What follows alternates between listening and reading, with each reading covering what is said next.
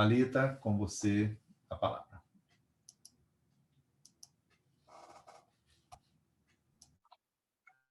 Boa noite. Todos conseguem me ouvir? Perfeito, pode falar. Rui, eu vou lhe pedir só um favor, é porque minha internet travou um pouco hoje ao longo do dia, durante a aula, inclusive. Então, se tiver alguma interrupção, para você me sinalizar, porque não sei como é que vai estar a conexão agora à noite, tá bom? Beleza, pode ficar tranquilo. Você recebeu minha apresentação, não foi?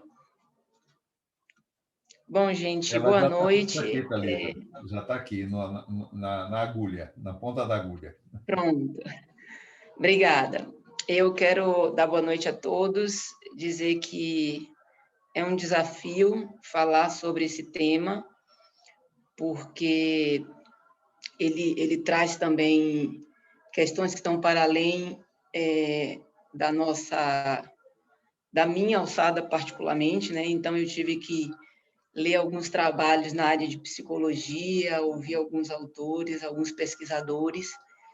Eu tinha feito um texto sobre o suicídio em 2019, numa das apresentações do seminário lá do NEFA, e eu acho que talvez isso tenha motivado a equipe a me entregar para que eu pudesse me debruçar com mais atenção e cuidado sobre o assunto.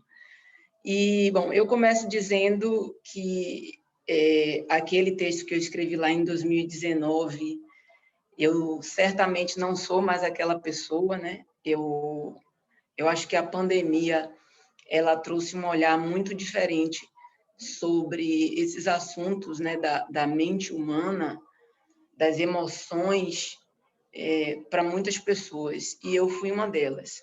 Então, eu tenho visto, observado e vivenciado algumas experiências que me fizeram mudar muito a minha postura diante das doenças mentais.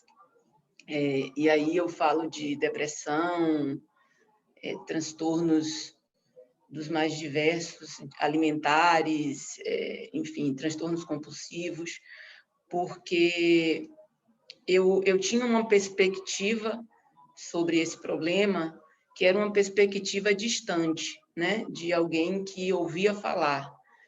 E a pandemia trouxe essa oportunidade, e eu vivenciei com alguém muito próximo a mim, por conta da Covid, uma situação de estresse pós-traumático, né? E foi inicialmente diagnosticado dessa forma. Inclusive, uma das pesquisadoras que eu trouxe hoje, ela é especialista em desastre. Então, pode parecer que eu estou exagerando, né, quando eu falo, comparo a esse momento de pandemia, a esses grandes desastres, mas não é, né? Para muitas pessoas, vivenciar a doença e vivenciar esse momento tem sido um gatilho para desencadear transtornos sérios, perigosos e que exigem da gente um olhar diferenciado e que, sob o olhar da doutrina espírita, vai nos trazer um alento, uma esperança e uma resignação diante dessa situação toda. Bom, eu dividi o tema em duas partes, só para uma questão didática, né, para que eu conseguisse construir o meu raciocínio, e eu vou falar do suicídio na atualidade, e depois eu vou falar sobre o suicídio sob a ótica espírita.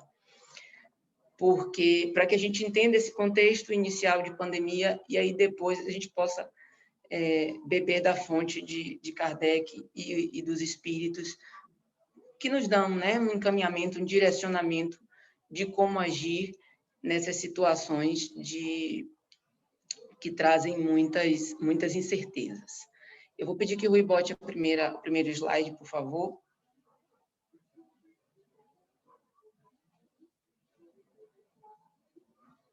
Bom, esse primeiro slide, eu trouxe um trecho do Evangelho, Bem-aventurados os aflitos. Eu, particularmente, gosto muito desse capítulo. Eu costumo ler com muita frequência, porque eu preciso internalizar as informações que estão ali. E eu trouxe porque a gente precisa, para começar essa conversa, ter um entendimento muito claro do que a doutrina nos diz, né? E eu separei esse trechozinho que diz que nem a riqueza, nem o poder, nem mesmo a florida juventude são condições essenciais à felicidade. E o que é que esse texto nos diz? Esse texto nos diz que este não é um planeta feliz. Nós não estamos vivendo num mundo feliz. E a gente não pode ter essa ideia, essa ilusão. Eu não estou aqui pregando um pessimismo, não é isso, gente. Mas a gente precisa ter conscientemente o entendimento de que nós estamos aqui para aprender, para vivenciarmos experiências que, na sua maioria, não serão felizes, né? Não serão satisfatórias, serão necessárias para a nossa evolução. E são duas coisas muito diferentes. Então, o Espiritismo, ele nos traz essa consciência, né? Eu refleti muito durante esses dias sobre esses assuntos todos e orei muito para que eu conseguisse organizar minhas ideias, porque foram muitas informações, mas o Espiritismo ele tem essa capacidade de nos chamar à realidade, né? De dizer, olha, isso aqui não é um parque de diversões, não crie expectativas de que você vai ter uma vida de comercial de margarina, porque essa não é a realidade, né? A gente vive num mundo que está passando por muitas transformações e que nós vamos vivenciar essas nossas expiações, essas nossas provas, e temos de encontrar caminhos para fazê-lo com o maior equilíbrio possível, né? Diante, é claro, da nossa compreensão sobre todas essas questões do Evangelho. E essa compreensão, ela nos convida a ter esse entendimento diferenciado diante da vida, né? Quando você pensa que não há morte, aí você se pergunta qual o propósito de se matar, né? De atentar contra essa sua vida física, se você tem o conhecimento e o entendimento de que a morte não existe, de que o máximo que você vai conseguir, de repente, é uma mudança de plano, né? E que isso vai desencadear toda uma série de drama e de novas provas e de novas expiações para a sua existência. Então, é dessa compreensão espírita que a gente precisa para que a gente comece a falar sobre esse assunto de maneira lúcida, equilibrada, que a gente não entenda o comportamento dessas pessoas, mas que a gente traga para a realidade da doutrina, que eu acho que é o mais importante aqui nessa noite. Você pode botar o próximo slide, Rui, por favor? Bom, eu, como disse a vocês, tive que ler um pouquinho sobre, enfim, estudar um pouco sobre o comportamento humano, e aí eu procurei alguns pesquisadores, na verdade, uma pesquisadora que é da Fiocruz, o nome dela é Débora Noal, e ela é pós-doutora em saúde mental e desastre, e atuou em algumas epidemias no mundo, tem feito um trabalho no que diz respeito à Covid e traz um entendimento muito interessante sobre esse cenário que a gente está vivendo, né? E ela coloca um ponto muito interessante de partida para essa nossa conversa, que ela fala sobre o medo do desconhecido. O medo é uma reação natural, todos nós temos medo de alguma coisa, mas nós estamos diante de uma doença que tem proporções mundiais, né? E que está gerando medo, não em sua totalidade, mas numa parte significativa das pessoas. Não apenas o medo da morte, o medo das consequências da doença, né? O que ela pode trazer em termos físicos para todos nós, mas é um medo que é compartilhado, né? Você está com medo, seu vizinho também. A gente tem percebido que as pessoas ao nosso redor estão compartilhando desse medo sobre algo que a gente não sabe muito, que a ciência tem tentado, mas ainda tem muitas informações obscuras e isso nos dá ainda um grau maior de preocupação. E a pesquisadora, ela fala sobre esse medo coletivo, né? Esse medo que que atinge uma boa parte da população do mundo, ela fala sobre o sofrimento que decorre disso, né? Ela diz que o sofrimento ele está muito relacionado aos costumes de cada povo, né?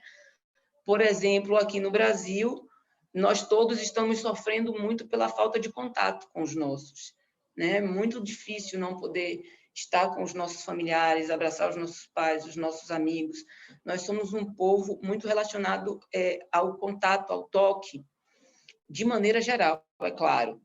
E isso tem trazido uma frustração muito grande para as relações, né? E ela traz esses elementos como pontos de reflexão para que as pessoas consigam perceber o que é que tem despertado nelas, ou o que é que tem potencializado nelas essas angústias, essas ansiedades e esse sofrimento em si, né?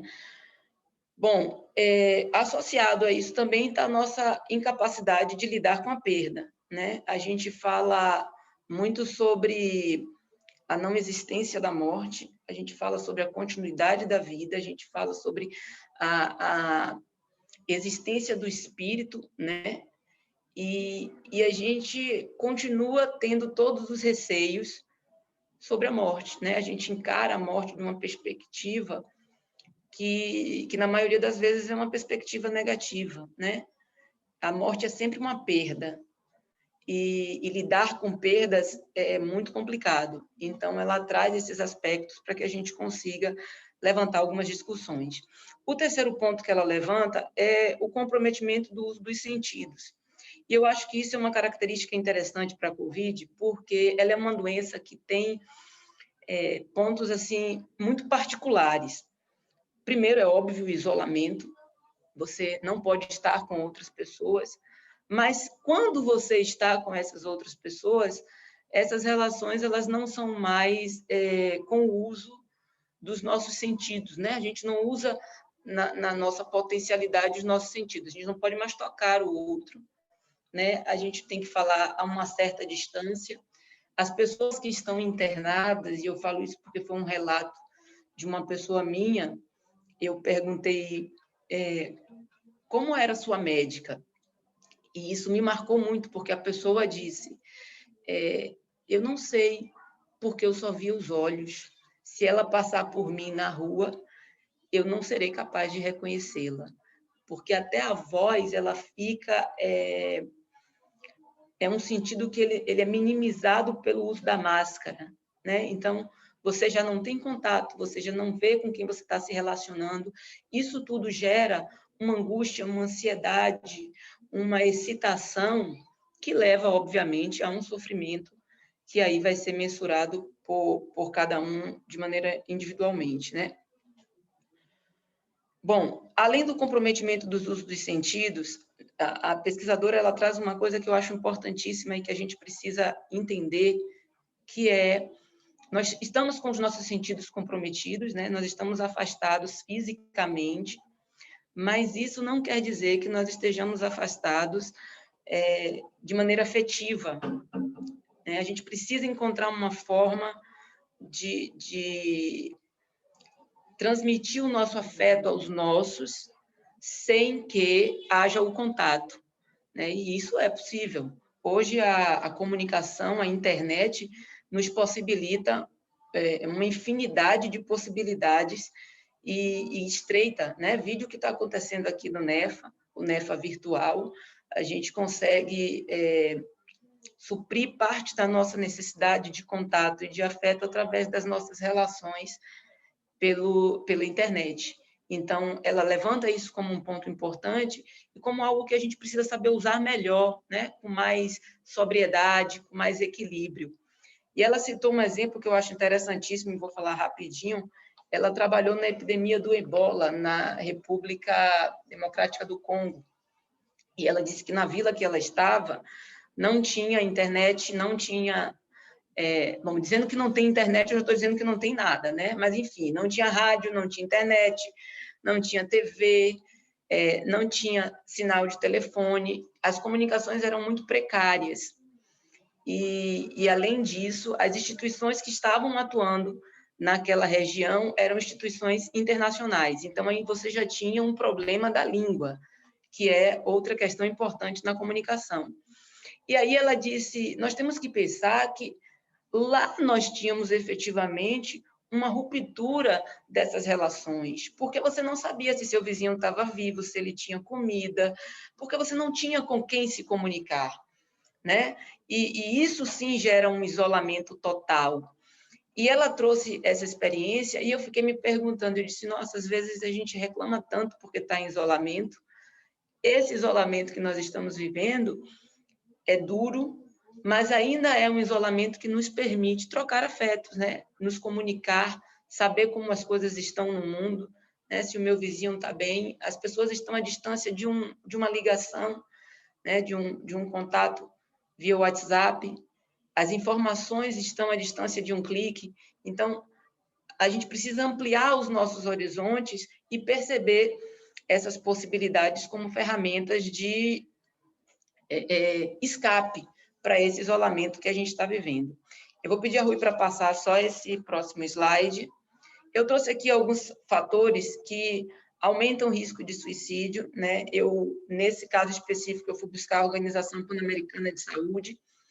Eles também têm muitas coisas interessantes sobre o assunto, pesquisas, fóruns, que, para quem tem interesse e quem quiser se debruçar de maneira mais acentuada, eu recomendo, né? Tanto a Fiocruz quanto a Organização Pan-Americana, a OMS, a ONU, tem muita coisa bacana nessas instituições.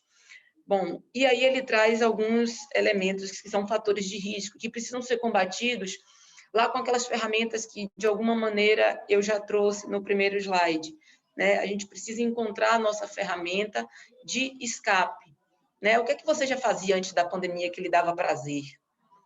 E isso precisa ser potencializado, né? A gente precisa tentar focar na solução, porque o problema está sendo tratado pelos cientistas e o que nos cabe é seguir suas orientações, né? Bom, e aí ela trouxe ansiedade, e aí um parêntese, cuidado com essa questão da informação, porque a ansiedade e a angústia, segundo a pesquisadora, estão muito relacionadas à quantidade de informação que a gente busca na internet, né? Então, a ansiedade se dá quando a gente tem informação de menos, quando a gente sabe pouco, e a angústia se dá quando a gente tem informação demais. Então, como tudo na vida, agora é o momento de termos equilíbrio com as coisas. Não dá para você ficar o dia inteiro, diuturnamente, assistindo um jornal e vendo números de morte, de morte, de morte, de morte.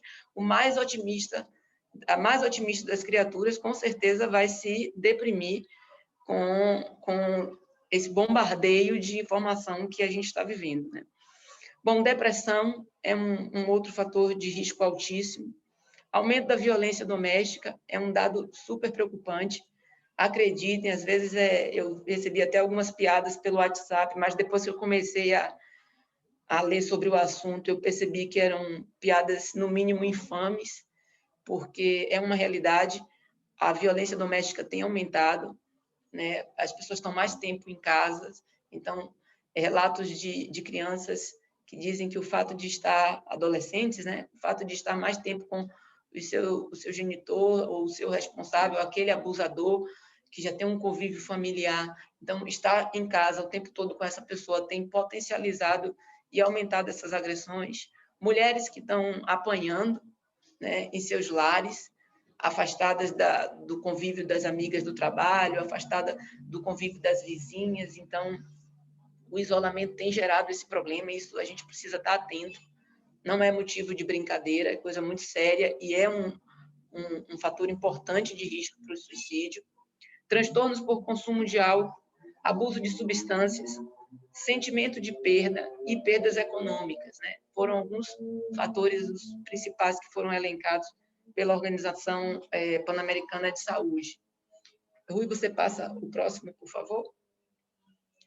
E esses sinais, esses elementos, né, que fazem com que esses fatores de risco, né, que fazem com que a pessoa entre em um caminho, ela, a partir desse sentimento, da vivência, da experiência desses sentimentos, ela vai dar alguns sinais de alerta. E por que eu trouxe isso? porque às vezes é um pedido silencioso de socorro. E nós que estamos ao redor dessas pessoas precisamos estar atentos a isso. O que o nosso marido, o que o nosso filho, o que aquela pessoa que está ali próxima a gente tem falado durante essa pandemia, né? Quais as perspectivas dela? Então, falar sobre querer morrer, sentir culpa, sentir vergonha, sentir um peso para a vida das pessoas. Tem muita gente que está tendo perdas econômicas por conta do desemprego, do fechamento de negócios, e isso tem gerado um problema emocional que precisa ser tratado, né? Precisa ser cuidado. Desesperança, né? Eu falo da desesperança e essa semana eu, de maneira muito intencional, me senti um pouco sem esperança quando a gente vê notícias sobre essas demoras de vacina, todas essas discussões políticas que só complicam esse momento tão difícil que a gente está vivendo, porque não está se preocupando como se deveria preocupar com as pessoas. Isso causa em todos nós, claro, esse sentimento de que não vai melhorar, né? E é preciso que a gente tenha em mente que a gente precisa combater esses sentimentos, né? A desesperança, ela é muito preocupante, porque quando você diz que não tem mais esperança, o que é que você, redundantemente falando, vai esperar da vida, né? O que é que lhe resta além disso? Além de ficar em casa e achar que nada vai dar certo. Então, isso é muito preocupante. Dores emocionais e físicas e relatos de dores intensas, né? Dores emocionais e físicas intensas. Então, estejamos atentos a esses relatos. Rui, você pode colocar o próximo, por favor? Bom, o próximo slide eu trouxe um elemento que eu acho importante, que é o da prevenção, e aí tem duas coisas fundamentais: tratamento precoce e ajuda profissional. E eu botei aí do lado combater o preconceito. Como a gente acaba, eu falei aqui no início, eu não sou aquela pessoa de 2009 por conta das experiências que eu vivi, e isso é uma realidade, né? Eu achava que psicólogo era para pessoa doida, e eu descobri que o psicólogo é para a gente não ficar doido. Eu achava que a procura do psiquiatra era uma atitude extremada, e eu descobri que não procurar o psiquiatra pode levar à morte. Então, a gente precisa combater internamente esses preconceitos dentro da gente. Quando essa pessoa próxima a mim, ela começou a apresentar esses sintomas, e eu sou uma pessoa muito prática, e eu acho que meu grande problema com esse tema é essa minha questão associada. Eu entendo dor de cabeça, eu entendo dor na coluna, mas eu não sei como ajudar alguém que chora e diz que não sabe o que está sentindo, né? Eu não sei lidar muito bem com isso. E eu tive que aprender, porque eu não tinha outra opção. Então, as experiências servem para isso, para que a gente quebre os nossos preconceitos, para que a gente enxergue a vida sob uma outra perspectiva. Então, eu descobri muita gente que passou por situações parecidas com a que eu vivenciei e que eu não sabia porque as pessoas tinham vergonha de falar sobre o assunto. Então, isso é uma temeridade, né? Quando a gente... A dinâmica de uma conversa, de um grupo, né, de trabalho, e eu participei do GV e vi isso, é a gente aprender com a experiência do outro. Só que quando você tem vergonha de falar da sua experiência, você impede até de estar ajudando alguém a se abrir e falar sobre essa experiência também. E eu descobri tanta gente que passou por situações tão ou mais perigosas e que tinham vergonha e que demoraram para procurar ajuda e que complicaram seus tratamentos. Então, essa questão da prevenção, ela está muito relacionada à forma como a gente enxerga a doença, né? A gente não pode pensar que tudo é frescura, que tudo é falta do que fazer.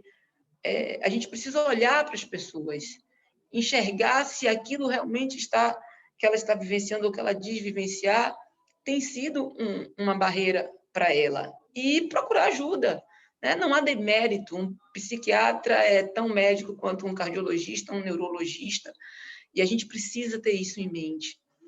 Esse é o momento de aprender com os nossos erros, com os nossos equívocos, porque não resta outra opção. Então, eu acho que esse slide ele foi muito importante para mim falar sobre isso e descobrir outras pessoas que vivenciaram essa experiência e estar falando com vocês agora, porque eu acho que, assim como eu, deve ter muita gente que tem vergonha de externar essas questões relacionadas a doenças mentais, que são muito sérias. Rui, você passa o próximo slide, por favor? Bom, esse slide ele é impactante. Eu pensei em começar a apresentação com ele, mas mais do que números, né? Eu acho que a gente precisa observar esse problema de saúde pública, que é o suicídio, com um olhar nas pessoas. Então, mais do que pensar nos números, é pensar em como cuidar dessas pessoas para que esses números, para que essas pessoas deixem de cometer esses atos tão insanos, né? Então, mas eu trouxe os dados para que a gente tenha uma noção do quão importante é esse assunto, do quão é importante a gente falar sobre ele de maneira equilibrada, lúcida, porque o nosso objetivo é sempre orientar, compartilhar informações, né? Então, esses dados são de 2016, é o último dado que a Organização Mundial de Saúde divulgou. Alguns especialistas e pesquisadores dizem, inclusive, que esses números estão subnotificados. Então, nós pensemos de 800 mil para cima, né? Eles botam em 800 mil pessoas cometem suicídio por ano no mundo, e alguns pesquisadores, dados mais recentes, dizem que até 1 milhão de pessoas, uma pessoa a cada 40 segundos comete suicídio no mundo. Então, ao longo dessa apresentação, a gente não é bom nem fazer conta para não nos desesperarmos com esses números tão alarmantes. É a segunda causa de morte mais comum entre jovens de 15 a 29 anos. Observemos, são pessoas que têm toda ainda ou deveriam ter, né? É o momento em que você está pensando em construir sua vida, né? Criando planos e na flor da juventude, se é que a gente pode dizer isso. E isso é muito triste, né? Essa desesperança. No Brasil, 32 pessoas se matam por dia. E aí, esse último dado foi um dado que eu trouxe, que eu acho que é muito bacana, porque tem a ver também com o que eu vou falar mais para frente no que diz respeito à doutrina. 135 pessoas são afetadas por um suicídio. O que é que a OMS está dizendo, gente? Está dizendo que a cada pessoa que se mata, outras 135 vão ter que vivenciar essa experiência de perda. É um pai, uma mãe, um irmão, um amigo, uma pessoa próxima, é um filho. São pessoas que vieram próximas a gente com uma programação encarnatória, né? A minha vida faz diferença para a vida do meu filho, para a vida do meu marido, para a vida dos meus pais, como a vida de cada um de nós faz diferença. Então, esse número é um número objetivo da Organização Mundial de Saúde, mas nos diz muito mais. Ele está falando de 135 outras encarnações que podem sofrer com um suicídio, né? E a gente precisa ter isso em mente, porque isso é aquilo que nós falamos lá no início, é a consciência que o Espiritismo nos dá sobre a nossa existência. Nós não estamos aqui à toa, isso não é um passeio, né? Se a gente puder transformar essa caminhada em algo menos árido, ótimo, mas isso não é um passeio, né? Nós temos momentos alegres, mas tenhamos em mente que a gente precisa vivenciar as nossas experiências com sobriedade. Então, por isso que eu trouxe esses números, porque, para além de quem se mata, tem aquelas pessoas que ficam e que precisam lidar com essa perda, né? E Deus permita a todas elas que consigam administrar da melhor maneira possível para não comprometer ainda mais a sua encarnação. Bom, eu trouxe números atuais, porque eu achei que 2016 era um número muito antigo, só que números atuais no Japão. O Japão é o único país do mundo que faz essa estimativa de suicídio mensalmente. Então, nós temos aí um problema sério com dados também, e o Japão ele faz isso todos os meses, então você tem uma condição de fazer uma avaliação. Por que eu trouxe o Japão? Porque o Japão já tem números da pandemia, coisas que a gente ainda não tem de outros países, de outros pesquisadores, porque esses números ainda estão sendo compilados. Mas eu acredito que, pelos números do Japão, a gente pode ter uma ideia de como é que está isso no mundo. Em 2020, as taxas de suicídio aumentaram pela primeira vez em 11 anos no Japão. Enquanto os suicídios masculinos caíram ligeiramente, as taxas entre as mulheres subiram quase 15%. No comparativo entre outubro de 2019 e outubro de 2020, o aumento foi de 70% no número de suicídios femininos no Japão.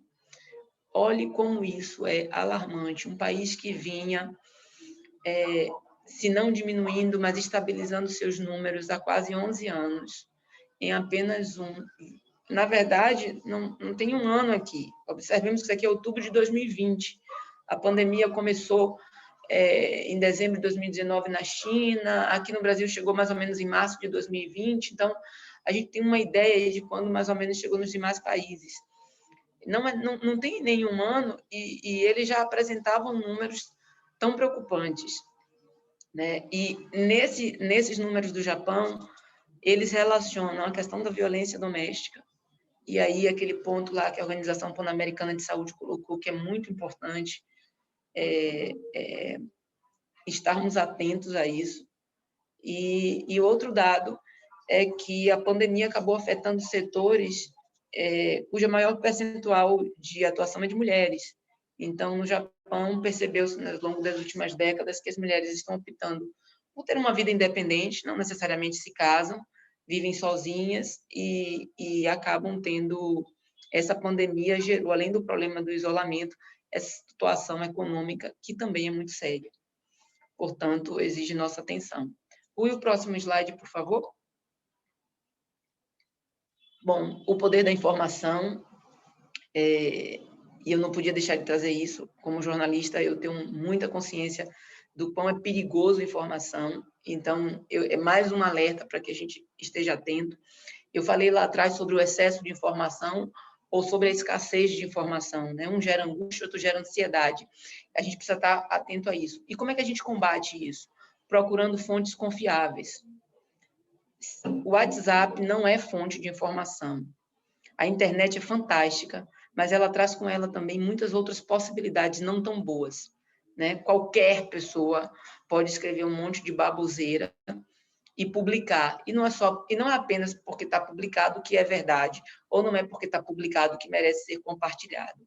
Então, que nós tenhamos cuidado com as informações que a gente propaga, de verificar as fontes, de estar atento a essas informações, de procurar em fontes confiáveis, a Fiocruz, a OMS, a ONU, a Organização Pan-Americana. Nós temos instituições, o Instituto Butantan, nós temos instituições que lidam com isso, né? Veículos de comunicação que se preocupem, né, com o trato da informação. Não vamos ficar dando muita atenção a fontes não confiáveis, porque isso gera muito mais problema. E outra coisa que é muito importante, que tem ligação direta com a nossa doutrina, é a evidência científica. A sensação que eu tenho é de que as pessoas estão... eu não sei o que eu digo, se enlouquecendo coletivamente, mas a gente está perdendo uma coisa que foi muito importante, que Kardec vem nos trazer. A ciência é um instrumento fantástico.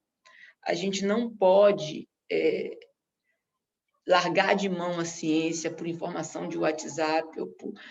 Observe, hoje o tema do Evangelho no estudo foi a união da religião com a ciência, lá no grupo 7.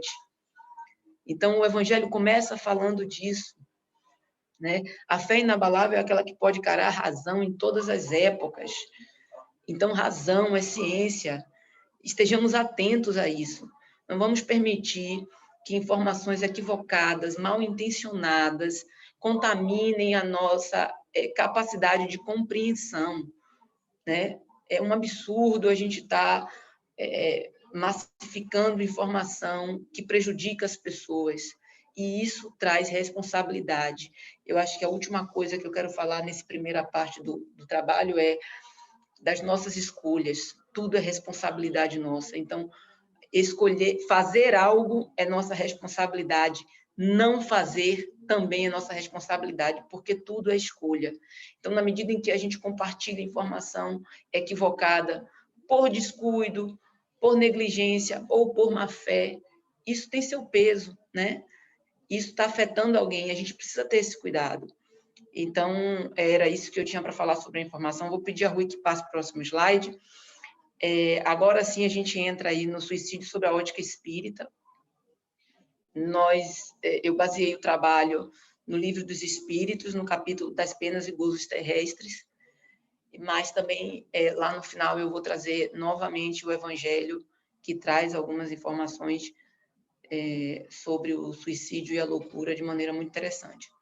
Bom, a primeira pergunta desse capítulo, que trata do suicídio, ele é a seguinte: tem um homem direito de dispor de sua vida e o espírito, os espíritos são assim de uma sobriedade, sabe? Não tem talvez, não. Só Deus tem esse direito. O suicídio voluntário é uma transgressão dessa lei. E eu marquei aí voluntário por uma razão que é logo a seguinte: ele pergunta, mas todo suicídio não é voluntário? E aí os espíritos respondem que o louco que se mata não sabe o que faz. Mas observemos que ao longo dessa fala, né, ao longo de todo esse capítulo, nós vamos perceber que, para além do ato, está um conjunto de coisas: a intenção, as nossas vaidades, o nosso orgulho, né? Qual é o nosso objetivo? Por que nós fazemos isso? Né? É efetivamente uma doença ou nós estamos sendo motivados por algo mais do que isso? E a gente vai ver isso ao longo dos questionamentos aí do Livro dos Espíritos. Logo em seguida, ele pergunta: que se deve pensar do suicídio que tem como causa o desgosto da vida? Eu fui dar uma olhadinha na internet, porque recentemente eu li um artigo de um cientista, David Goodall. Ele tinha 104 anos e ele optou por um suicídio assistido na Suíça, aos 104 anos. E aí foi um tema de notícia que me interessou. Eu disse, poxa, ele devia estar com alguma, né? Por que esse homem, uma mente brilhante, um cientista muito conhecido, faria algo assim? E quando eu fui ler a matéria, eu fiquei tão triste, porque em fala dele, ele disse que ele estava perdendo o vigor da vida. Quer dizer, ele não era mais aquele homem produtivo. Então, por causa disso, ele resolveu abreviar a vida dele. E aí, olha o que os espíritos nos dizem: insensatos, porque não trabalham? A existência não seria uma carga. Às vezes a gente acha que todo trabalho tem que ser braçal e todo trabalho intelectual tem que ser genial.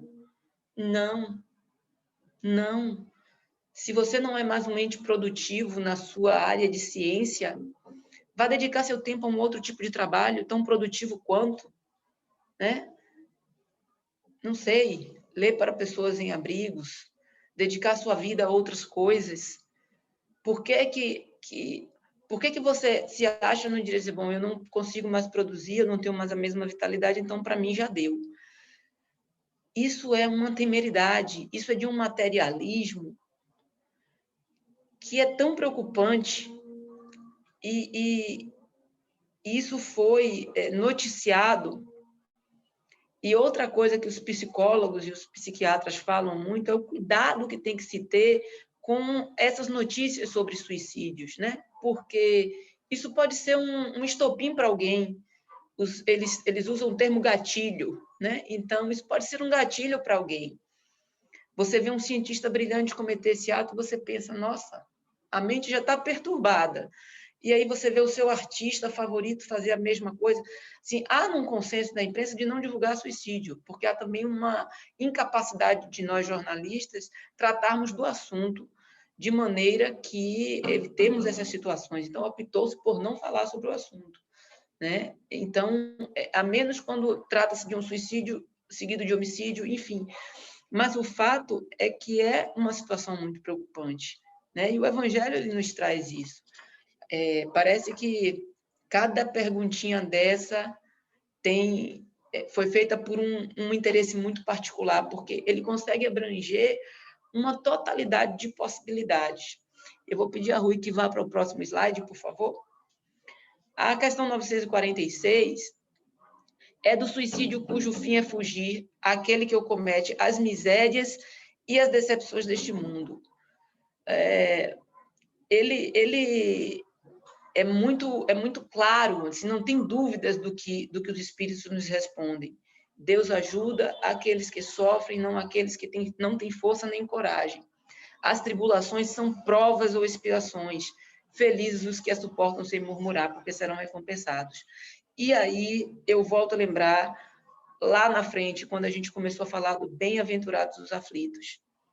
Tenhamos em mente que as dificuldades, as vicissitudes que nós vivenciamos aqui, elas têm uma razão de ser e precisam ser vivenciadas de maneira que a gente consiga ultrapassar essa barreira, né? Para que na próxima encarnação a gente não precise voltar com tantos débitos quanto a gente chegou.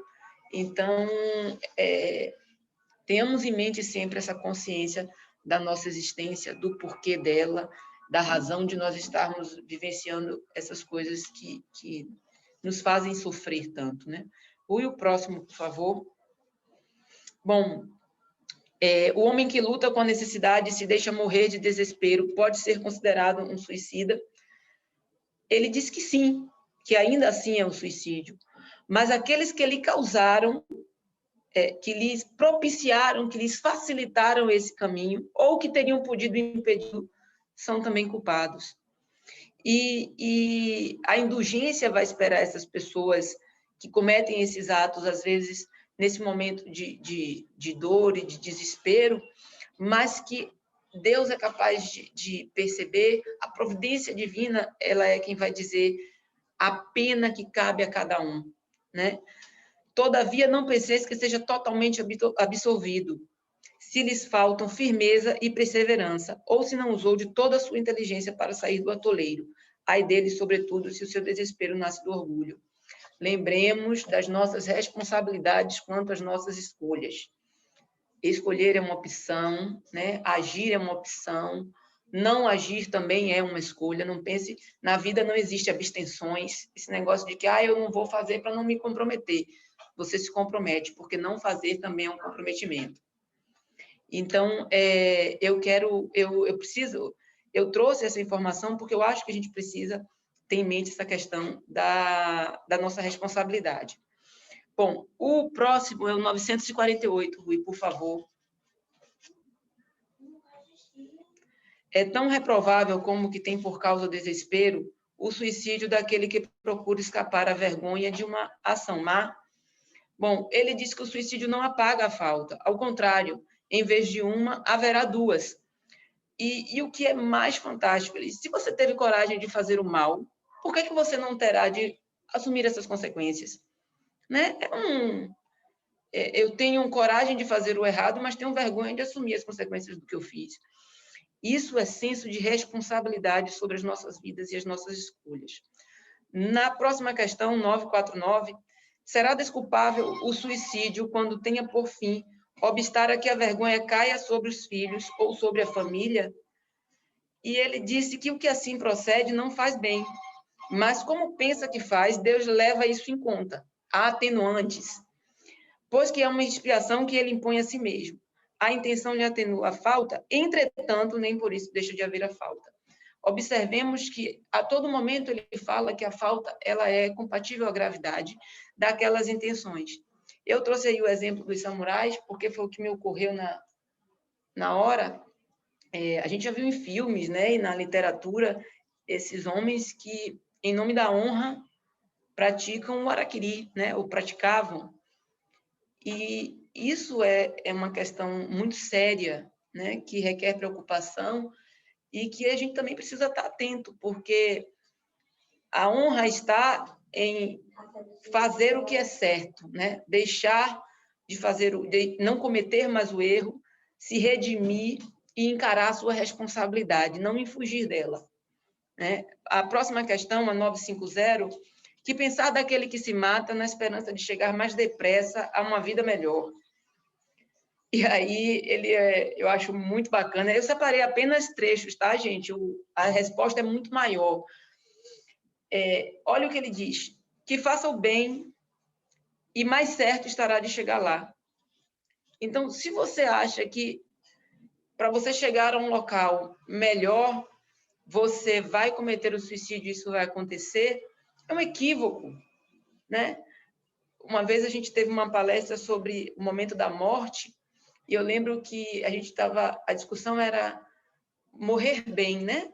E aí eu na hora tive um estalo e disse, poxa, vamos viver bem, né? A hora da morte é um instante, isso é o evangelho que nos traz. O que é contabilizado para a nossa existência é a forma como nós a vivemos, as nossas escolhas, o que a gente faz delas, né? E desistir é uma escolha, e uma escolha equivocada, e que a gente precisa ter isso em mente, porque tenhamos certeza, o erro não será recompensado. As pessoas que fazem isso na intenção de conseguir algo melhor estão se equivocando. Esse algo melhor não vai chegar dessa forma, né? A próxima slide, Rui, por favor. A questão 951, ele diz: não é às vezes meritório o sacrifício da vida quando aquele que o faz visa salvar a de outrem ou ser útil aos seus semelhantes? E aí ele dá uma resposta que é a seguinte: isso é sublime conforme a intenção, e em tal caso, o sacrifício da vida não constitui suicídio, mas Deus se opõe a todo sacrifício inútil e não pode ver de bom grado se tem orgulho a manchá-lo. Então, não imaginemos, eu lembro quando eu li isso daqui, eu me lembrei de uma senhora,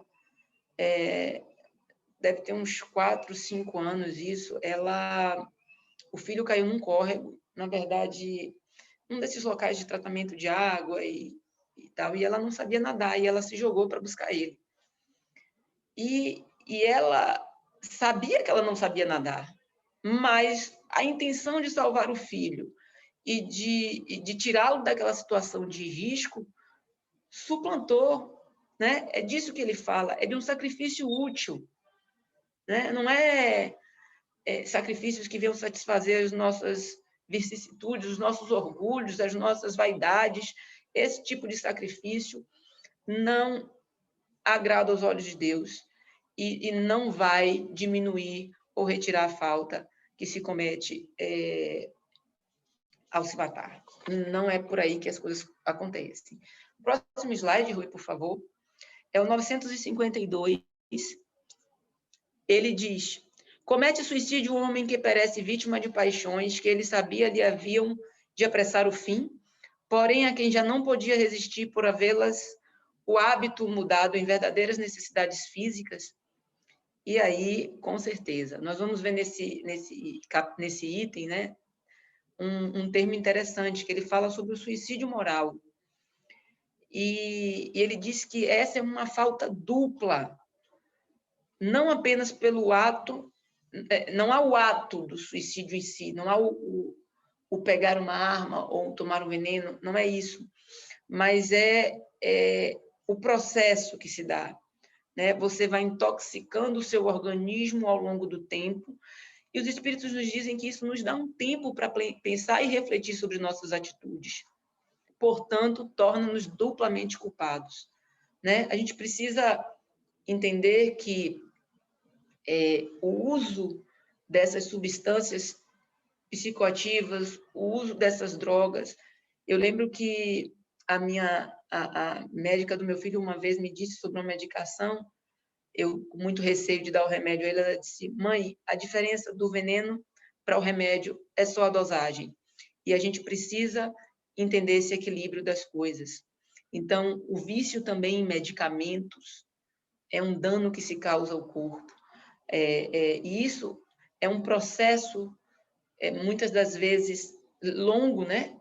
Nós vamos intoxicando esse corpo que nos é emprestado ao longo do tempo, e isso faz de nós pessoas também, o que os espíritos chamam de suicidas morais, e que eles colocam como duplamente culpados por esse tipo de comportamento. Bom, vamos para o próximo slide aí, Rui. 953. Quando uma pessoa se vê diante de um fim inevitável e horrível, será culpada se abreviar por alguns instantes os seus sofrimentos, apressando voluntariamente sua morte? Aí a gente pode imaginar, nossa, mas já não tem mais jeito, né? Mas ainda assim é sempre culpado aquele que não guarda o termo que Deus lhe marcou para a existência. E quem poderá estar certo de que, malgrado as aparências, esse termo tenha chegado, de que um socorro inesperado não venha no último momento? E aí eu queria só fazer duas observações. A primeira está relacionada a esse socorro. A gente imagina que o socorro, ele é sempre uma graça alcançada no sentido da saúde, né? Você pensa, a pessoa está à beira da morte, qual é o socorro que pode chegar para ela? A recuperação. Só que isso é uma visão equivocada e materialista nossa, né? A morte, o desencarne, é uma certeza. A gente vai deixar esse plano e vai seguir com o nosso processo de evolução. E às vezes, o que é que...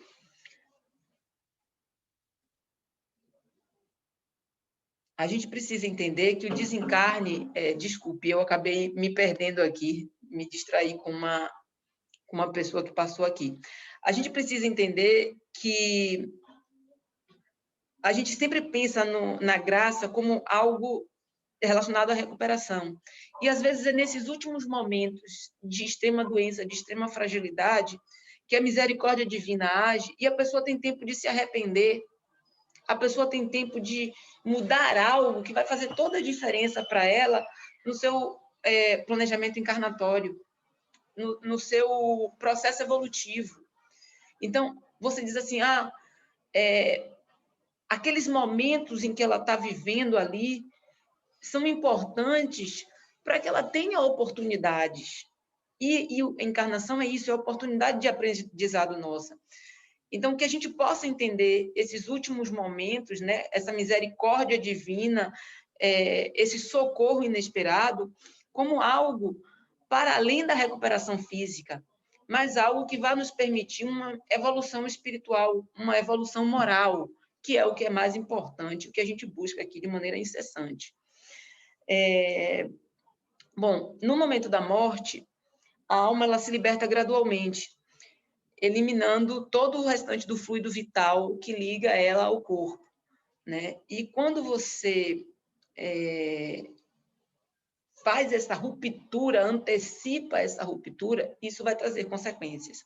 Mais para frente, a gente vai ver essas consequências de maneira um pouco mais claras, mas seja abreviando a morte numa situação dessa, de sofrimento e de dor, né, com seus atenuantes e seus agravantes, seja no suicídio de uma pessoa que está em todo o vigor da juventude e da saúde, esse fluido ele vai precisar ser eliminado, e isso vai fazer uma diferença muito grande nesse momento de perturbação do desencarne. Rui, você pode passar o próximo, por favor?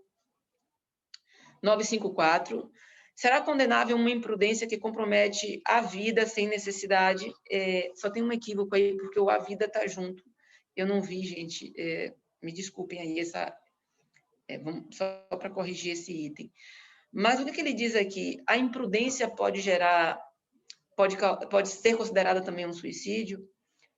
Olha a resposta. Não há culpabilidade em não havendo intenção ou consciência perfeita da prática do mal.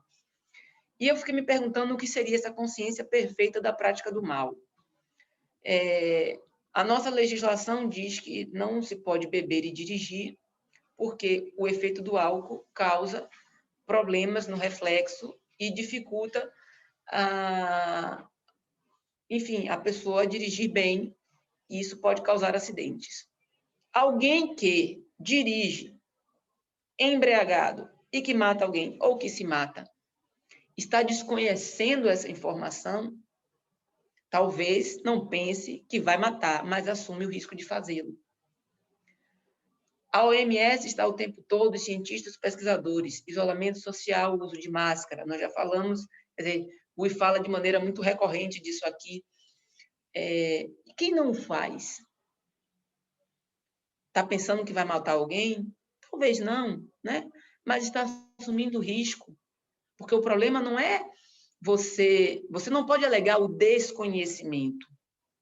Você pode dizer que você não acreditou. É outra história. E aí, acreditar ou não acreditar está vinculado a uma série de questões que não são objeto do nosso estudo aqui.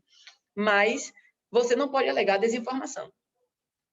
Então, meus senhores, isso vai ser julgado conforme a gravidade da prática, né? Não tenhamos dúvidas disso. Rui, você passa o slide, por favor? Já estamos chegando ao final, faltam apenas mais 3, aí a gente pode abrir para uma conversa. Bom, a questão 955, ela diz: podem ser consideradas suicidas e sofrerem as consequências de um suicídio as mulheres que em certos países se queimam voluntariamente sobre os corpos dos maridos. Aí os espíritos respondem: obedecem a um preconceito e muitas vezes mais à força do que por vontade. Portanto, deixa de ser suicídio nessas vezes e passa a ser homicídio. E ainda assim, nesses casos, elas julgam cumprir um dever. Eu não coloquei aqui, mas os espíritos concluem dizendo que, com a evolução moral de nós todos, a tendência é que esses hábitos, essas ações bárbaras, elas deixem de existir, porque vai haver uma compreensão de que isso não faz o menor sentido, né? Não nos espera do outro lado nada de bom quando a gente atenta contra uma lei de Deus. 956. Alcançam o fim objetivado aqueles que, não podendo conformar-se com a perda de pessoas que lhe eram caras, se matam na esperança de reencontrá-los. Muito diverso do que esperam é o resultado que colhem. O mal não é recompensado. Eu não diria o mal, mas eu diria o erro. O erro não é recompensado. Não imaginemos que o suicídio vai fazer você reencontrar alguém, que vai melhorar a sua condição sentimental e emocional. Não vai ser recompensado. E a gente precisa ter isso em mente. Eu vou pedir a Rui para passar para o próximo slide, que é o slide já das consequências. Bom, eu trouxe algumas consequências que são colocadas dentro do próprio capítulo, né, para que a gente possa observar algumas possibilidades. Primeiro, é que a pena depende das circunstâncias que envolvem o ato. E isso, a gente está falando daquele orgulho envolvido, né? Qual a nossa intenção? Por que nós estamos fazendo aquilo? Nós estamos tomados pela doença e pela loucura ou isso é fruto das nossas vaidades? Uma coisa que é comum, né, nos relatos, eu dei uma lida, inclusive, na revista Espírita, eu não vou me lembrar aqui a data da publicação dela, mas foi um dos relatos apresentados a Kardec, e o espírito que se suicidou, ele fala sobre esse desapontamento, né? E o Livro dos Espíritos nos traz isso também. É uma queixa comum a essas pessoas que cometem esse ato, é o desapontamento, porque definitivamente elas não vão conseguir o que querem, né? Para os materialistas, vai ser uma frustração, porque a vida não acaba, né? A existência não acaba, eles não vão encontrar o nada. Para aqueles que querem encontrar seus entes ou ter uma vida melhor, eles não terão também, porque não se beneficia o erro, o equívoco. Então, o desapontamento é uma característica comum a esses espíritos. Existe a questão relacionada à persistência mais prolongada e tenaz do laço que une o corpo ao espírito. Eu falei um pouquinho mais na frente sobre o fluido vital, né? E isso é muito sério, né? O texto ele nos traz que o espírito pode sentir a repercussão do estado do corpo sobre o espírito durante um período longo, inclusive até durante um período igual ao que deveria ter sido o tempo que ele teria que ficar encarnado. Então, pode sentir os efeitos da decomposição do corpo, por exemplo, né? Na morte natural, o fluido ele vai se dissolvendo, ele vai terminando, ele vai acabando. Quando você comete um ato desse e termina abruptamente, rompe abruptamente esse laço, ainda há muito desse fluido. E isso vai gerar uma série de consequências, né? Mais tempo, né? Essa persistência desse prolongamento do período de ruptura desse laço que une o corpo ao espírito, um prolongamento da perturbação, e aí você tem esse período em que o espírito pode sentir a repercussão do estado do corpo, né? E, além disso, ele pode imaginar que ele ainda está no mundo dos encarnados. Então, a condição em que esse espírito chega no mundo espiritual é muito preocupante, sobre todos os aspectos. É óbvio, eu vou voltar a falar sobre isso, porque é preciso que a gente tenha em mente sempre que a pena, as consequências, o período de perturbação, tudo isso vai depender daquilo que nós já falamos, das intenções, de como foi a vida dessa pessoa, de uma série de coisas que não dá para a gente dizer que toda morte por suicídio será assim, assim, assim, assim. Não funciona dessa maneira. Rui, você pode colocar o último slide, por favor? Bom, o último slide, ele diz que eu, na verdade, peguei um item do capítulo A, Bem-aventurados os aflitos, o item 14, que fala sobre o suicídio e a loucura, e ele diz: o modo de encarar a vida terrena e a fé no futuro com calma e resignação dão ao espírito uma serenidade que é a melhor defesa contra a loucura e o suicídio. Então, eu começo com Bem-aventurados os aflitos e termino com o mesmo capítulo, porque é importante a gente entender o papel da doutrina nessa conjuntura que a gente está vivendo, para nossas vidas, né? Para que a gente possa ter uma perspectiva diferente da vida, para que a gente entenda que suicídio não é uma opção. A doutrina espírita tem um papel fundamental, porque ela nos traz essa consciência de mortalidade da alma, ela nos traz essa responsabilidade sobre os nossos atos. O que acontece comigo é responsabilidade minha, eu faço as minhas escolhas e eu preciso responder por elas. Então, eu acredito que quando Raimundo, mas o Rui mandaram lá e me pediram para fazer essa apresentação sobre o suicídio na atualidade, sobre a ótica espírita, é para que a gente traga a nossa vida, essa vivência da doutrina, para esse entendimento do quão ela é importante para a manutenção do nosso equilíbrio. E eu digo isso até particularmente porque, para mim, tem sido fundamental. Meu filho faz assim: minha mãe, você vai para o Evangelho de novo? Porque ele tem 8 anos e ele entende tudo como o Evangelho, né? Então, eu estou no curso, eu estou no Evangelho, e no Evangelho do Lar. E aí eu disse para ele, disse: filho, a gente precisa estar aprendendo e rezando constantemente, porque é o que vai manter a nossa lucidez para que a gente atravesse esse momento de tantas turbulências. Bom, eu espero que tenha sido esclarecedor, que eu tenha conseguido alcançar o objetivo, e estou aqui aberta para perguntas e, enfim, complementos que vocês estejam interessados. Muito obrigada a todos pela atenção e pela paciência. Ok, Thalita, muito bom.